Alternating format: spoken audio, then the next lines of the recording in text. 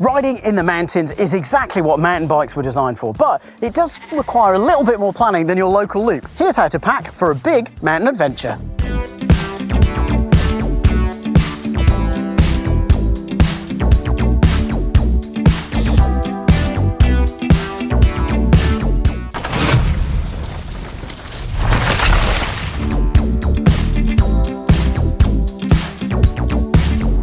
Bigger mountains require, well, lots more stuff, so you might need a bigger backpack. Most of these packs have got lots of useful features, so more storage, we'll go into more detail about that. Lots of itemized pockets, again, we'll dive into those as well.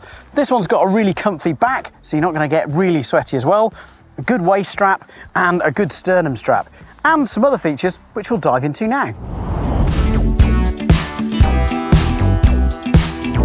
A key to staying, well, safe and hydrated is staying hydrated. So getting a bigger bladder in your pack is key. This one has got space for a 3-litre bladder, and it's got really good storage just in here. So it's really easy to get the bladder out and refill it if you're on a really big event.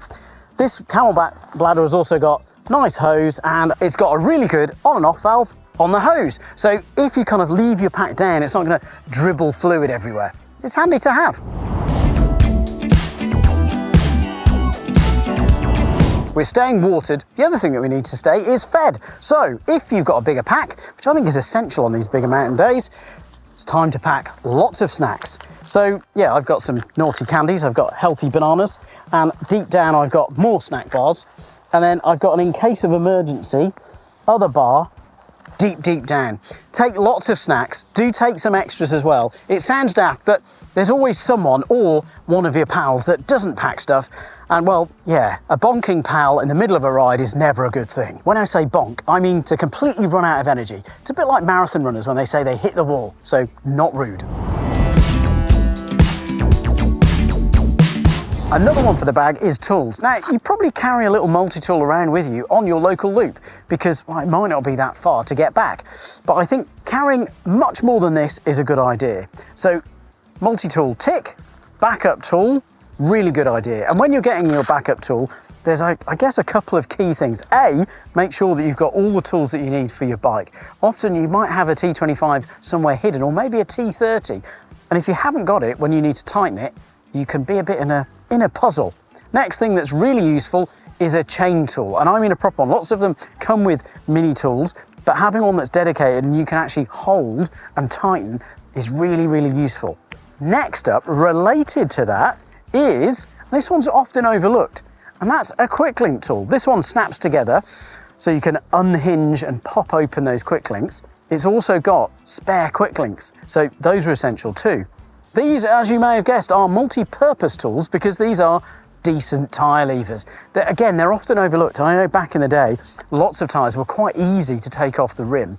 Nowadays, with like really supportive tyres and tight beads on rims, yeah, if you're tired and you're in the middle of nowhere and you need to get that tyre off, a set of tyre levers are really useful. So double up on some of the key tools, like multi-tools. Again, if you lose a bit in the grass and in the middle of nowhere, might not be great. So make sure you've got backup. Okay, we've got tools to fix stuff and tighten stuff. The other tools that you'll need will depend a little bit on what tyre setup you're running. But if you're running a tubeless tyre setup, you'll need some tubeless tyre plugs. These come in lots of different varieties, sort of worms and other pluggy type things, but make sure that you've got a lot and make sure that you're used to trying them and inserting them in tyres. Some of them can be quite stubborn to stab in. If you're tubeless or if you're not tubeless, you still need to take tubes with you. You can get some really lightweight TPU plastic ones that fold up very small. Now, if you're taking butyl tubes or these newer TPU tubes, the other thing that you'll still need to take with you is tube repair kits. You can get lots of different versions, but make sure you're getting the right type for the right tube. So butyl repair kits for butyl tubes and TPU repair kits for TPU tubes.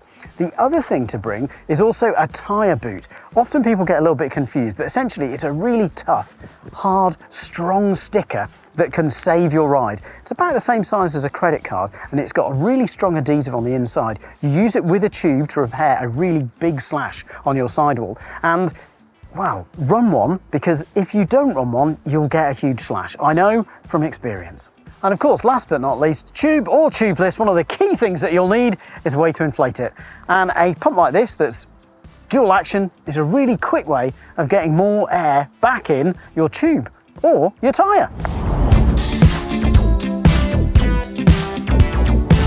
Next up is a first aid kit. Make sure it's, well, full. Make sure you've got lots of bandages, make sure you've got sterile wipes and all the things that you need. Maybe even a sling is a good idea, just in case the worst happens. And speaking of worst happens, it's very, very light and it's a bit of a weird colour, but a space blanket is also a great idea. These little things can be real lifesavers.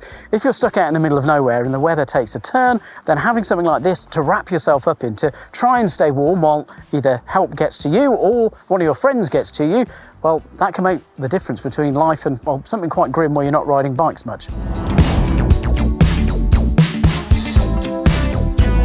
One thing to pack, which, well, I'm already wearing, is a rain jacket. You never know when it's going to rain. The other thing that I pretty much always pack is an insulated gilet. Something like this one has got Primaloft, so it's really light, and even when it does get wet, it's still insulating. And I think that's a useful thing to think about, is that rain jackets, whilst they can often feel warm, they're not actually keeping you warm per se. They're just stopping wind chill. So an insulating layer is a really good idea if it's cold. If you're heading out on a longer ride in grim conditions, I often pack a little dry bag like this one and add some extra things. So I've got a warmer long sleeve base layer, so that's good just to keep me warm. And as many videographer that's been around me or fellow riders, if I get cold, I often get a little bit grumpy. Little, maybe a lot grumpy. And often, if I get cold hands, everything goes south and I get very grumpy. So some warm neoprene gloves always come with me, just to make sure that I can stay functional and happier.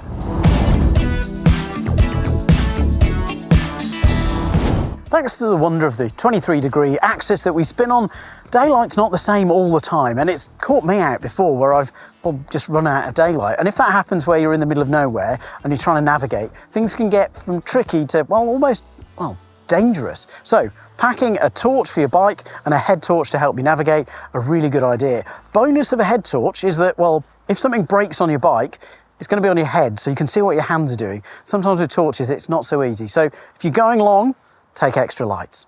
Okay, I think I've got everything packed for a big mountain adventure.